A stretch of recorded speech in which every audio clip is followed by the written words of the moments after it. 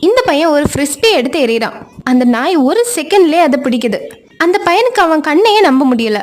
அடுத்ததா ஒரு மரக்கிளைய அந்த நாய்கிட்ட கொடுக்குது. அதுவும் குழி தோண்டிக்கிட்டே இருக்கு. அதுவும் ஒரு பெரிய குழியா தோண்டுது.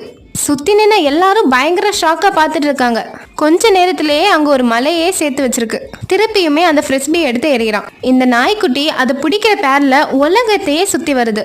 வந்து நின்னப்போ ஒரு புது கெட்டப்போட வந்து நிக்குது. அப்புறம் தான் தெரிய வருது இந்த நாய் ஒரு சூப்பர் ஹீரோ. நிறைய நல்ல விஷயங்கள்லாம் இந்த நாய் பண்ணியிருக்கு. அது மட்டும் இல்ல, நிறைய வாட்டி மேகசின்ல கூட வந்திருக்கு.